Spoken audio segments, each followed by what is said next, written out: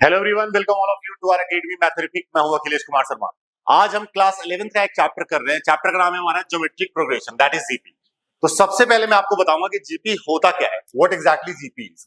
तो ये एक सीरीज होता है जिस सीरीज में रेशियो बराबर हो, मतलब second term by first term, third term by second term, fourth by third, ये सारे का क्या हो, बराबर हो। जैसे इस क्वेश्चन में देखिएगा, आप अगर एक जीपी एक सीरीज मुझे दिया हुआ है 2 4 8 16 32 64, अगर आप सेकंड बाई फर्स्ट निकालोगे तो क्या आएगा, 4/2 की वैल्यू क्या आएगी आपकी, 1 सेकेंड। अगर आप 4/2 की वैल्यू निकालोगे तो आपको मिलेगा 2, क्या मिलेगा। 8/4 निकालोगे तो भी आपको क्या मिलेगा, 2।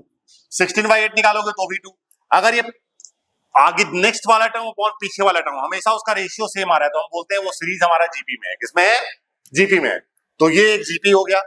यहां पे भी देखिए, आप सेकंड बाय फर्स्ट 1 आएगा, थर्ड बाय सेकंड 1 आएगा, मतलब बिल्कुल रेशियो बराबर आ रहा है। और ऐसे टर्म्स को हम बोलते हैं कांस्टेंट जीपी। ये हमारा कांस्टेंट जीपी है। सिमिलरली ये भी एक जीपी का एग्जांपल है।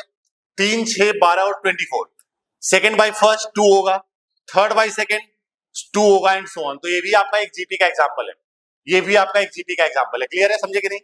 मतलब कभी भी next term upon previous term का रेशियो अगर बराबर आता है तो आई विल से कि वो सीरीज हमारी जीपी में है। ठीक है, that is what geometric progression is. ठीक है, सो सबसे पहले आप यहां पे पढ़ेंगे इसका जनरल फॉर्म के बारे में। सो किसी भी जीपी का जो जनरल फॉर्म होता है वो इस फॉर्म में होता है। ठीक है, that is A, first term A होता है, second term A into R होता है, third term A into R square होता है, fourth term A into R cube होता है and so on. This is the general form of any GP, जिसमें A जो होता है ए को हम बोलते हैं फर्स्ट टर्म। क्या बोलते हैं, फर्स्ट टर्म। और जो आर है, आर हमारा वही कॉमन रेशियो होता है, जो कि निकालने का तरीका second term by first term या थर्ड बाय सेकंड या फोर्थ बाय थर्ड, जो मर्जी कर लो। मैं इसी को फॉलो कर लेता हूं, सेकंड बाय फर्स्ट। क्लियर है। तो ये है हमारा जीपी का स्टैंडर्ड फॉर्म, जिसमें ए हमारा होता है फर्स्ट टर्म और आर होता है कॉमन रेशियो। निकालने का तरीका ये आपका हो गया second by first and so on. ठीक है, नेक्स्ट यहाँ पे एक फॉर्मूला है, यहाँ पे Annette term of a GP. किसी भी जीपी का एनेट टर्म क्या होता है, जैसे एनेट टर्म देखा आपने इसमें, ये आपका एनेट टर्म है। जो भी टर्म होती है ना, पावर उससे एक कम होता है। जैसे देखो, फर्स्ट टर्म में आर है ही नहीं, सेकेंड टर्म में आर की पावर 1 है, थर्ड टर्म में आर की पावर 2 है, फोर्थ टर्म में आर की पावर 3 एंड सो ऑन। ठीक है, तो जो टर्म होता है आर की पावर एक कम होती है, तो एनेट टर्म ऑफ जीपी क्या होगा आपका, a इंटू आर की power n-1। This is the formula for nth term of any GP. Next, sum of first n terms. किसी भी जीपी के अगर आपको n टर्म्स का सम निकालना है तो उसका फॉर्मूला होता है, एसएन से डिनोट करते हैं, फॉर्मूला होता है a इंटू आर की पावर n-1 अपॉन r-1। ये होता है सम ऑफ n टर्म्स का फॉर्मूला। इसी को मैं ऐसे भी कह सकता हूं, मैंने ऊपर से माइनस लिया कॉमन, नीचे से लिया माइनस कॉमन, और दोनों माइनस कट के ये मुझे ही मिल गया, a इंटू 1 माइनस आर की power n upon 1 minus R. ये दोनों में से आप जो मर्जी यूज कर सकते हैं, बट अपनी सहूलियत के लिए हम इसको तब यूज करते हैं अगर आर की वैल्यू 1 से बड़ी हो, और अगर आर की वैल्यू 1 से छोटा हो तो हम ये फॉर्मूला यूज करेंगे। क्लियर है। अगर आर हमारा 1 से बड़ा है तो हम ये फॉर्मूला यूज करेंगे सम ऑफ n टर्म्स का, और आर अगर 1 से छोटा है तो हम ये फॉर्मूला यूज करेंगे। क्लियर है। सो ये था sum of first n terms of a GP. सवाल उठाते हैं, जैसे आपसे कहा जाए find the sum of n terms of this sequence. ये सीक्वेंस दिख रहा है आपको, बिल्कुल ध्यान से देखना, ये सीक्वेंस दिख रहा है आपको।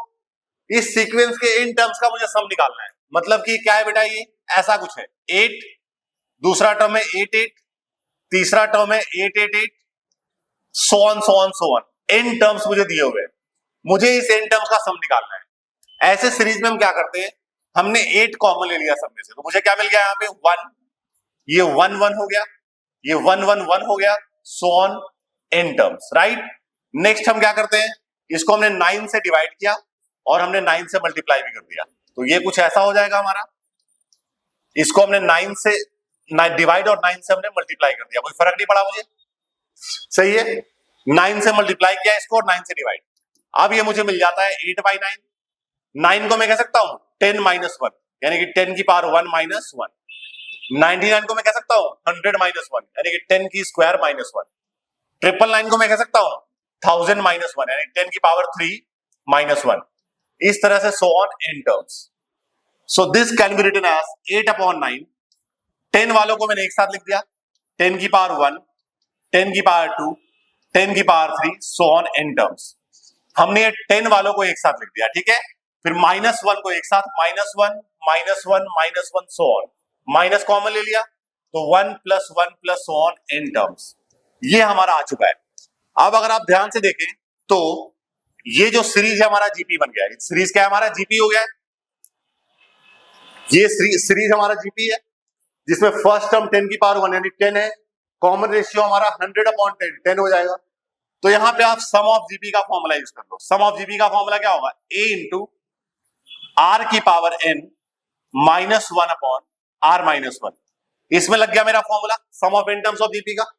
और यहां पे अगर हम देखें 1 को अगर हम n टाइम्स ऐड करेंगे, जैसे 1 को हम 5 टाइम ऐड करेंगे तो 5 मिलेगा, 1 को हम 10 बार जोड़ेंगे 10 मिलेगा, 1 को 100 बार जोड़ोगे 100 मिलेगा। तो 1 को अगर हम n टाइम्स जोड़ेंगे तो क्या मिलेगा? मुझे n मिलेगा। ठीक है, क्या मिलेगा? n।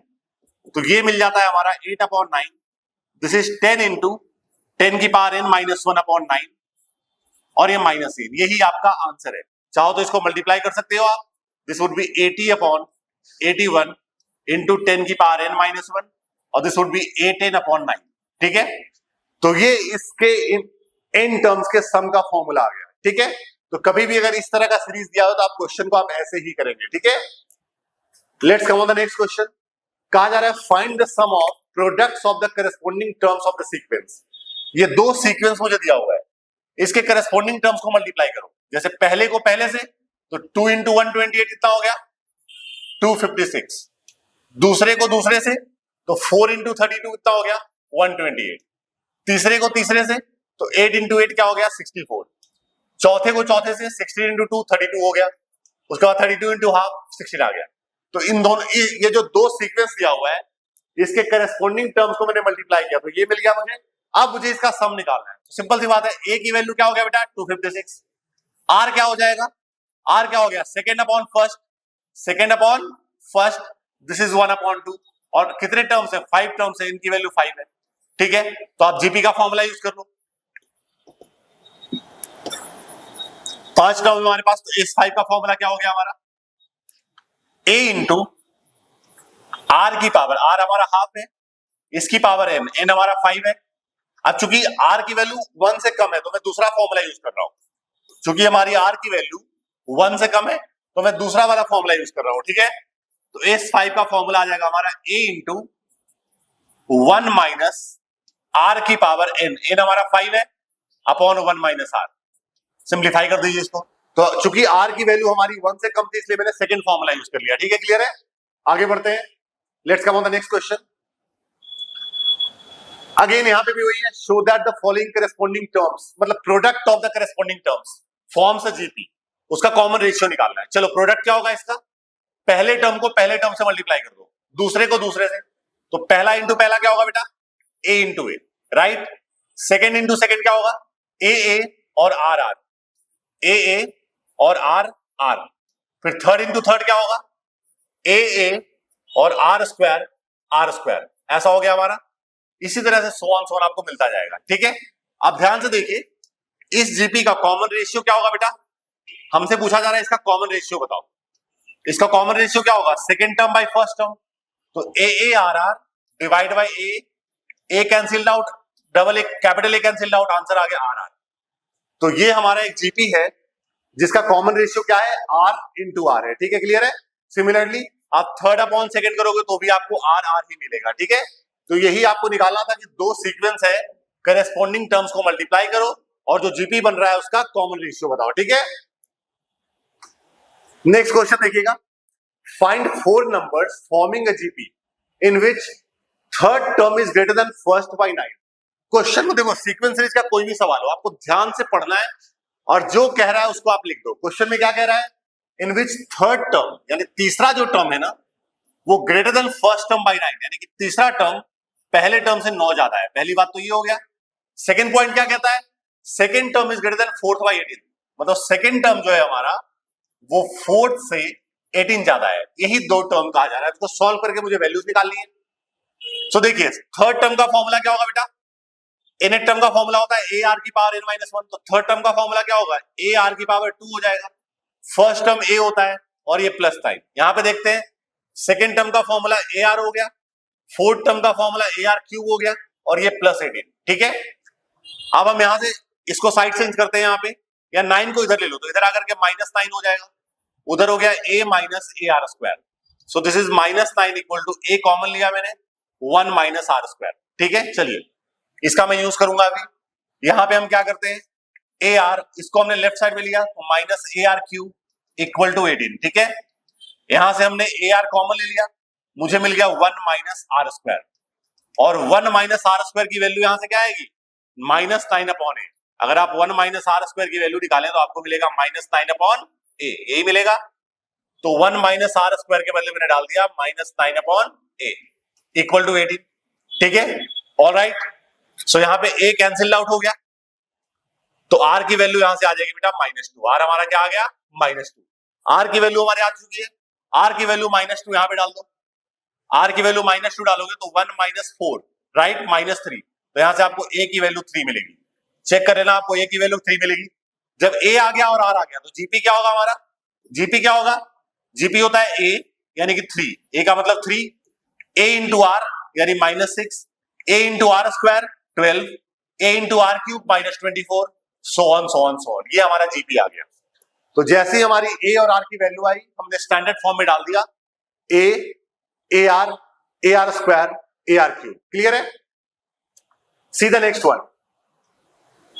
If the pth qth and rth terms of a GP are a b and c।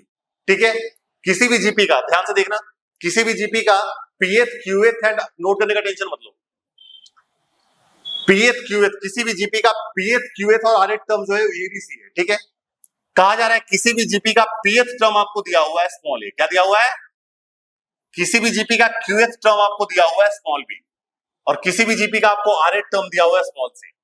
ये तीन चीज आपको दिया हुआ है, मुझे इसकी वैल्यू निकालनी है। ठीक है, तो चलिए pth टर्म को मैं कह सकता हूं a r की power p minus 1, pth term को मैं कह सकता हूं a r की power p minus 1, qth term को मैं कह सकता हूं a r की पावर q माइनस 1, और ये p है।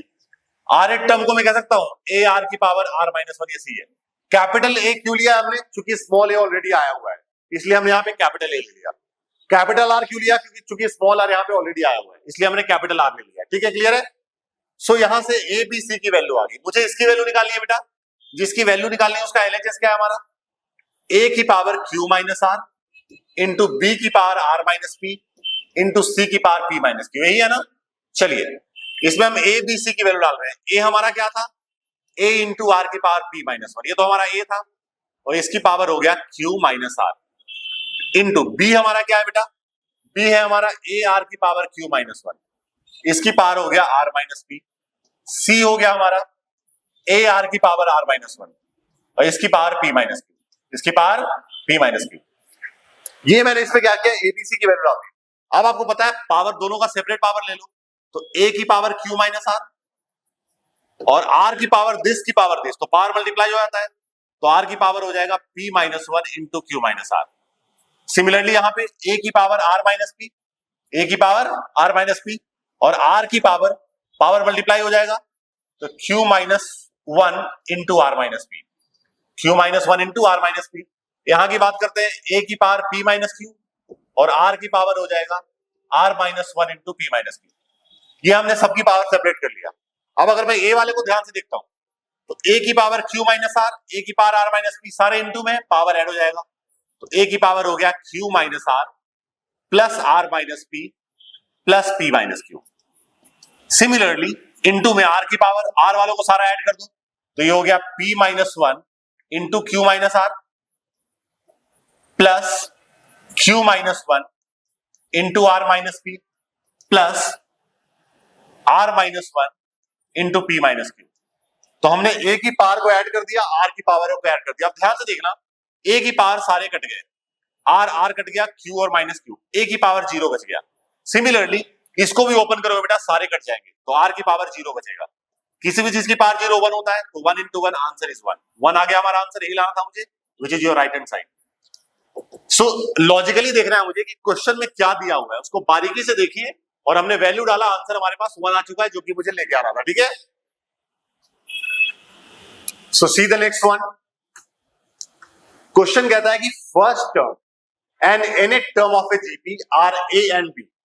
First term and nth term of a GP are a and b। किसी भी जीपी का फर्स्ट टर्म आपको ये दिया हुआ है, चलो वो तो होता ही है, और आपको nth टर्म b दिया हुआ है, ठीक है। चलिए यहां से क्या आ गया हमारे पास, nth टर्म क्या होता है, ar की पावर n-1, ये हमारा b आ गया, एक रिजल्ट ये आ चुका है। कहा जा रहा है कि p is the product of n terms, इसका मतलब क्या हुआ, p is the product of n terms, यानी कि पहला टर्म इंटू दूसरा टर्म इंटू तीसरा टर्म इंटू चौथा टर्म सो ऑन और इंटू nth टर्म, इन सब का जो प्रोडक्ट है वो हमारा p है, वो क्या है, p है। सो p is the product of n terms, ठीक है। चलिए इसको सिंप्लीफाई करते हैं। जब मैं सिंप्लीफाई करूंगा बेटा सारे इंटू में, तो मैं a वालों को एक साथ इंटू में लिख देता हूं, a n टर्म्स है ना, तो n टर्म्स, क्लियर है। a वालों को एक साथ लिख दिया, r वालों को एक साथ लिखता हूं, r square r cube so on r की पावर n-1। अब अगर आप ध्यान से देखें तो अगर आप a को n टाइम मल्टीप्लाई करेंगे, जैसे 5 को हमने 3 बार मल्टीप्लाई किया तो क्या मिलता है, 5 की पावर 3, 5 को हमने 5 बार मल्टीप्लाई किया क्या मिलता है, 5 की पावर 5 एंड सो ऑन। तो वैसे ही अगर आप a को n टाइम्स मल्टीप्लाई करेंगे क्या मिलेगा, a की पावर n। यहाँ पे प्रोडक्ट में आपको पता है अगर बेस सेम हो पावर ऐड हो जाता है, पावर क्या होता है बेटा, ऐड हो जाता है, तो r की पावर क्या हो जाएगा, 1 + 2 + 3 सो ऑन प्लस n-1, ये हो गया हमारा r की पावर। अब अगर हम इसको देखते हैं तो a की पावर n, और इसका एक फॉर्मूला होता है 1 + 2 + सो ऑन, एपी का है ये, एपी के फॉर्मूले से भी निकाल सकते हो, मैं डायरेक्ट लिख रहा हूं। इसका एक फॉर्मूला होता है n × n-1/2, ये होता है इसका फॉर्मूला। सो p की वैल्यू आपकी आ चुकी है। अब मैं p स्क्वायर निकालता हूं, स्क्वायरिंग बोथ साइड, तो p स्क्वायर क्या हो गया बेटा, इस पूरे का स्क्वायर, तो दोनों का अलग अलग स्क्वायर कर दो, इंटू में है ना, तो a की पावर n का स्क्वायर हो गया और r की पावर n × n-1/2 का स्क्वायर हो गया, ठीक है, क्लियर है। ये 2 से 2 कट गया मेरा, तो p स्क्वायर आपको मिल जाता है, a की पावर n स्क्वायर को मैं ऐसे कह सकता हूं, a की पावर n इंटू a की पावर n, ऐसे कह सकता हूं मैं। और यहाँ पे r की पावर n × n-1 है, इसको मैं ऐसे कह सकता हूं r की पावर n-1 और इसकी पावर n, पावर तो मल्टीप्लाई हो जाएगा, वही मिलेगा आपको n × n-1, जिसको मैं ऐसे कह सकता हूं यहाँ पे कि p square equal to a की पावर n, तो मैंने लिख दिया, a की पावर n मैंने लिख दिया, और यहां पे देखिएगा a की पावर n है और इसकी पावर भी n है, दोनों को एक साथ लिख दो, मतलब a × r की पावर n-1, a × r की पावर n-1 और इस पूरे की पावर n, मतलब इन दोनों की पावर n को मैंने एक साथ ले लिया। और ये वाला चीज किसके बराबर था हमारा, a × r की पावर n-1 किसके बराबर था, b के बराबर था, है ना, a × r की पावर n-1 b के बराबर था, तो ये आ गया a की पावर n और ये आ गया b की power n, so which is nothing but a × b whole की पावर n, और यही आपको प्रूफ करना था कि prove that p square equal to ab की पावर n, ठीक है। So this was a question very important. Let's come on the next one. जैसे ये एक सवाल है, show that the ratio of sum of first n terms of a GP, किसी भी जीपी के फर्स्ट n टर्म्स का सम जो होगा to the sum of terms from n+1 से 2nth टर्म। ध्यान से देखिएगा, जीपी कैसा होता है बेटा, ये पहला टर्म, ये पहला टर्म होता है, ये दूसरा टर्म होता है, ऐसे ही होता है, ये तीसरा टर्म होता है, सो ऑन, ये हो गया nth टर्म, ये हो गया आपका nth टर्म, ऐसा ही जीपी होता है। अब अगला अगर बोलूंगा मैं n+1 टर्म क्या होगा, तो n+1 टर्म आपका ये होगा ar की पावर n हो जाएगा, n+2th टर्म क्या होगा, ar की पावर n+1 हो जाएगा, n+3 थर्ड टर्म क्या होगा, n+2 हो जाएगा, इस तरह से लास्ट में 2nth टर्म क्या होगा, ar की पावर 2n-1। तो हमने इस सीरीज को बाइफर्केट कर दिया, सबसे पहले n टर्म्स के सम को एक साथ लिख दिया, इसको मैंने s1 कह दिया, उसके बाद n+1 टर्म से लेकर के 2nth टर्म के सम को मैंने s2 कह दिया। क्वेश्चन ये है आपको s1/s2 निकालना है। क्वेश्चन क्या कह रहा है, s1/s2 मतलब sum of first n terms, ये हो गया, to the sum of terms from n+1 to 2n, मतलब n+1 to 2n टर्म का सम, इन दोनों का रेशियो मुझे निकालना है। चलिए ठीक है भाई, तो पहले मैं s1 निकालता हूं। s1 का तो डायरेक्ट फॉर्मूला, इसका फॉर्मूला क्या हो गया, a × r की पावर n-1/r-1, ये हो गया हमारा s1 फॉर्मूला हो गया। s2 का फॉर्मूला क्या हो जाएगा, इसका सम, इसमें पहला टर्म क्या है, ar की पावर n है, इसमें पहला टर्म क्या है, ar की पावर n है, तो a के बदले आप क्या लोगे, ar की पावर n लोगे, a के बदले ar की पावर n इंटू r क्या है, r वही होगा सेकंड बाय फर्स्ट आप निकालोगे, ये r की पावर होगा, सॉरी, ये जो होगा हमारा, ये होगा हमारा a r की पावर n+1 और ये होगा a r की पावर n+2, ठीक है। जब आप कॉमन रेशियो निकालोगे सेकंड बाय फर्स्ट तो ये आपको आर ही मिलेगा। नंबर ऑफ टर्म आपके पास ए नहीं है, तो ए इंटू आर की power N minus one upon R minus one. ठीक है, ये हमारा आ गया उसके इन टर्म्स का सम, और ये आ गया मेरा इसके। अब दोनों का रेशियो निकाल लो, बहुत आसान सवाल। S1 अपॉन S2 निकाल लो, तो S1 हमारा क्या है बेटा, a इंटू आर की power N minus one upon R minus one. S2 हमारा क्या है, a इंटू आर की पावर एन इंटू आर की power N minus one upon R minus one. अगर हम ध्यान से देखें R minus one cancel out हो गया, आर की power N minus one cancel out हो गया, ए कैंसिल आउट, तो क्या बच गया मेरे पास, वन अपॉन आर की पावर एन। और चेक कर ली, यही मुझे लेके आना था, यही मुझे लेके आना था। ठीक है, क्लियर है? So let's come on the next question. अगले सवाल पे भी आते हैं हम। क्वेश्चन है A B C D are in GP. A B C D हमारे जीपी में है। अच्छा, अगर A B C D GP में, इसका मतलब क्या हुआ बेटा, ए पहला टर्म है, बी दूसरा टर्म है, सी तीसरा है और डी चौथा है। तो मैं बी को कह सकता हूं ए इंटू आर, क्योंकि जीपी में तो ये होता है ए R square A R cube, मतलब बी जो है वो ए आर है, सी जो है वो ए आर स्क्वायर है और डी जो है वो क्या है, ए आर क्यूब है। तो ए तो यही रहेगा और बी सी डी हमारा ये। क्लियर है? अब मुझे ये प्रूफ करना है दिस इक्वल टू दिस, तो मैं एलएचएस की बात करता हूं पहले। एलएचएस क्या है हमारा, A square plus B square plus C square into B square plus C square plus D square, ये हमारा एलएचएस है। इसमें वैल्यू डालता हूं, ए तो हमारा ए ही है, बी हमारा क्या है बेटा, ए आर है, बी हमारा क्या है, ए आर है और इसका स्क्वायर, सी क्या है, ए आर स्क्वायर है, तो ए आर स्क्वायर का स्क्वायर। यहां पे बी स्क्वायर, बी क्या हो गया हमारा, ए आर हो गया और इसका स्क्वायर, सी क्या हो गया हमारा, ए आर स्क्वायर और इसका स्क्वायर, और डी क्या हो गया हमारा, ए आर क्यूब और इसका स्क्वायर। क्लियर है? तो हमने क्या किया, इसमें ए बी सी डी की वैल्यू जो हमने मानी थी यहाँ पे डाल दिया हमने, तो ये मुझे क्या मिल जाता है, ए स्क्वायर और ये हो गया ए स्क्वायर आर स्क्वायर और ये हो गया ए स्क्वायर आर की पावर 4। यहां की बात करते हैं, A square R square, this is A square R की पावर 4 और this is A square R की पावर 6। अब अगर हम देखूं तो यहां से ए स्क्वायर कॉमन आ रहा है इन तीनों में से, तो हमने ए स्क्वायर बाहर ले लिया, ये मुझे मिल जाता है 1 plus R square plus R की पावर 4। इन तीनों में से मैंने A square R square common ले लिया, मुझे मिल गया 1 plus R square plus R की पावर 4। अब इसको अगर आप ध्यान से देखते हैं तो मल्टीप्लाई करना है, ए स्क्वायर इंटू ए स्क्वायर क्या हो गया, ए की पावर 4 इंटू आर स्क्वायर, और ये सेम चीज दो बार आ गया तो होल स्क्वायर हो जाएगा, 1 plus R square plus R की पावर 4 का होल स्क्वायर। तो ये हमारे एलएचएस की वैल्यू आई। अब मैं निकालता हूं आरएचएस की वैल्यू। आरएचएस हमारा क्या है, आरएचएस हमारा है A B plus B C plus C D और इसका होल स्क्वायर है, ये हमारा आरएचएस है। डाल दो एबीसीडी की वैल्यू, ए तो हमारा ए ही है, B is A R, B क्या है हमारा, ए आर, बी हमारा ए आर है, सी हमारा ए आर क्यूब है, सॉरी ए आर स्क्वायर, यहां पे सी हमारा ए आर स्क्वायर है और D is A R cube, D is A R cube और इसकी पावर 2। तो ये मुझे मिल जाएगा ए स्क्वायर आर, ये हो जाएगा ए स्क्वायर आर क्यूब और ये हो गया ए स्क्वायर आर की पावर 5 और इसकी पावर 2। अब देखिए इन तीनों में से हमने ए स्क्वायर आर कॉमन ले लिया, ए स्क्वायर आर मैंने कॉमन ले लिया, यहां मिल गया 1 plus R square plus R की पावर 4 और इसकी पावर 2। अब दोनों का सेपरेट स्क्वायर करो, इसका स्क्वायर क्या होगा, ए की पावर 4 आर स्क्वायर और उसका स्क्वायर क्या होगा, 1 plus R square plus R की पावर 4 का स्क्वायर। चेक कर लो बेटा, जो एलएचएस आ रहा था वही हमारा आरएचएस आ रहा है, इसका मतलब आपने प्रूफ कर दिया कि एलएचएस इक्वल टू आरएचएस। ठीक है, तो कभी भी अगर इस तरह का सवाल टकरा जाए कि एबीसीडी जीपी में है तो आप मान लेना बी को ए आर, सी को ए आर स्क्वायर और डी को ए R cube and you will get the answer. ठीक है, let's come on the next one. अगला सवाल है, insert two numbers between 3 and 81 so that resulting sequence is a GP. ये 3 है हमारा और ये 81 है, इसके बीच में 2 नंबर डालना है।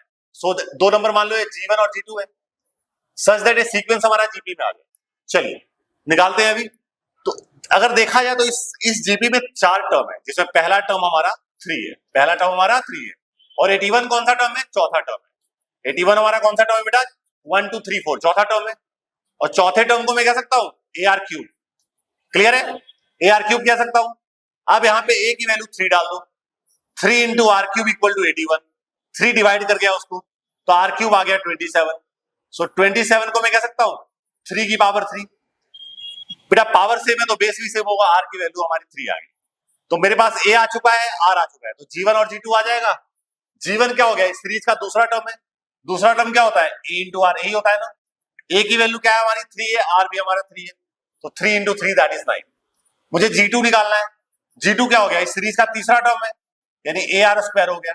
ए हमारा क्या है 3 है, आर हमारा 3 है, तो ये हमारा 27 आ जाएगा। ठीक है, तो दो नंबर्स 9 और 27 होंगे, जिसको अगर आप इसके बीच में डालोगे तो आपका जीपी में आएगा। ठीक है, क्लियर है। नेक्स्ट पॉइंट है हमारा ज्योमेट्रिक मीन के बारे में। सुनिएगा, ज्योमेट्रिक मीन क्या होता है। जैसे दो नंबर के बीच में ज्योमेट्रिक मीन, वो तीसरा नंबर होता है जिससे वो तीनों टर्म्स हमारे जीपी में आ जाए। क्लियर है, समझे कि नहीं। सो ज्योमेट्रिक मीन को हम पहली बात, ज्योमेट्री मीन को हम जीएम से डिनोट करते हैं और इसको हम जी भी कहते हैं। क्या कहते हैं, जी। जी या जीएम दोनों एक ही बात है। क्लियर है। सो कभी भी अगर मैथ्स में आपको जी लिखा मिले, समझ जाना वो क्या है, ज्योमेट्रिक मीन है। क्लियर है। सो मैं geometric mean between any two numbers a and b is denoted by g, और उसको हम ऐसे लिखते हैं, जी जो होता है बेटा वो क्या होता है, under root of A B. मतलब जिन दो नंबर्स के बीच में आपको ज्योमेट्रिक मीन निकालना है, उनको मल्टीप्लाई कर दो और उसका स्क्वायर रूट। सो किसी भी दो नंबर के बीच में, ए और बी के बीच में जो ज्योमेट्रिक मीन होगा, उसको लिखने का फॉर्मूला होता है under root of A B. तो कोई भी दो नंबर दिया, उसका ज्योमेट्रिक मीन क्या होगा, याद रखना, under root of A B. ठीक है, क्लियर है। सवाल लेते हैं इसको रिवर्स टेक। जैसे क्वेश्चन है, find the value of it so that this may be geometric mean between A and B. This may be geometric mean between A and B. तो देखिएगा, आपको ए और बी के बीच में ज्योमेट्रिक मीन दिया हुआ है। क्या दिया हुआ है, ए की power n plus 1 plus B की पावर n प्लस 1 अपॉन ए की पावर n प्लस बी की पावर n। दो नंबर है और दो नंबर के बीच में आपको ज्योमेट्रिक मीन दिया हुआ है, राइट। और अपने को अभी मैंने आपको बताया कि ज्योमेट्रिक मीन तो यही होता है। क्या होता है, under root of A B. दो नंबर के बीच में ज्योमेट्रिक मीन तो ये होता है। ज्योमेट्रिक मीन ये दिया हुआ है और ये होता है, मतलब दोनों बराबर होना चाहिए। दोनों क्या होना चाहिए, बराबर। So I can say from 1 and 2 a की power n plus 1 plus B की पावर n प्लस 1 अपॉन ए की पावर n प्लस बी की पावर n। इसकी वैल्यू क्या होगी, रूट ए बी होगा। क्या होगा, रूट ए बी। और रूट ए बी को मैं कह सकता हूं ए बी की power half. Root a b को मैं कह सकता हूं ए बी की पावर हाफ, जिसको मैं ऐसे भी कह सकता हूं, जिसको मैं भी कह सकता हूं कि ए की पावर हाफ बी की पावर हाफ, है ना। सो इसको मैंने कह दिया ए की पावर हाफ इंटू बी की पावर हाफ। क्लियर है, इसी को मैंने ऐसे लिख दिया है। ठीक है, अब करते हैं क्रॉस मल्टीप्लाई। तो देखिए मुझे क्या मिलेगा, ए की पावर n प्लस 1 और ये बी की power n plus 1, cross multiply. तो ये आपको मिलेगा बेटा ए की पावर n इंटू दिस, ए की पावर n इंटू ए की पावर हाफ इंटू बी की पावर हाफ, और बी की पावर n इंटू दिस, तो बी की पावर n इंटू ए की पावर हाफ इंटू बी की पावर हाफ। तो मैंने इसको इन दोनों से मल्टीप्लाई कर दिया। ठीक है, अच्छा इसको मैं ऐसे कह सकता हूं, ए की पावर n प्लस 1 को ए की power n plus half plus half, 1 को मैं ऐसे तोड़ दिया मैंने। वैसे बी की पावर n प्लस 1 को कह सकता हूं n plus half plus half. यहां पे देखना, इन दोनों का बेस सेम है, पावर ऐड हो जाएगा। ए की पावर n प्लस हाफ हो गया बेटा, और ये बी की पावर हाफ। यहां की बात करें तो ए की पावर हाफ तो लिख दिया मैंने, और बी की पावर n और बी की पावर हाफ, बेस सेम तो पावर ऐड हो जाएगा, बी की power n plus half. Clear है। अब यहां पे इसको मैं ऐसे तोड़ सकता हूं, ए की पावर n प्लस हाफ है, which can be written as a की power n plus half into a की पावर हाफ। प्रोडक्ट में अगर बेस से पावर ऐड ही हो जाएगा ना, यही बनेगा ना। वैसे यहां पे क्या हो जाएगा, बी की power n plus half into b की power half. Right side as it is, a की power n plus half into b की पावर हाफ प्लस ए की पावर हाफ और बी की power n plus half. Right side को मैंने कुछ भी नहीं किया। अब क्या करते हैं हम, ए की पावर n प्लस हाफ वालों को एक साइड ले लो, जैसे लेफ्ट साइड ले लेता हूं, तो ए की पावर n प्लस हाफ और इंटू ए की पावर हाफ। ये तो ये वाला हो गया, इसको लेफ्ट साइड लिया तो माइनस ए की पावर n प्लस हाफ और इंटू बी की पावर हाफ। वहां पे इसको राइट साइड भेज दो, तो उधर मिल गया आपको ए की पावर हाफ और बी की पावर n प्लस हाफ, और ये गया राइट साइड तो माइनस हो जाएगा बी की पावर n प्लस हाफ और इंटू बी की पावर हाफ। क्लियर है। अब अगर आप ध्यान से देखो, इन दोनों में से ए की power n plus half common आ रहा है, ए की power n plus half common आ गया, वहां से बी की power n plus half common आ गया, तो ये मुझे मिलता है, अगर मैं ए की power n plus half common लेता हूं यहां से, तो मुझे मिल गया a की पावर हाफ माइनस b की पावर हाफ। क्या बचेगा मेरे पास? a की पावर हाफ माइनस b की पावर हाफ, और यहां से मैंने b की power n plus half common ले लिया, b की power n plus half common ले लिया, तो मुझे यहां पे क्या मिला? a की पावर हाफ माइनस b की पावर हाफ, a की पावर हाफ माइनस b की पावर हाफ। अब अगर आप ध्यान से देखो तो a की पावर हाफ माइनस b की पावर हाफ कैंसिल आउट हो गया, तो you are left with a की power n plus half is equal to b की पावर n प्लस हाफ।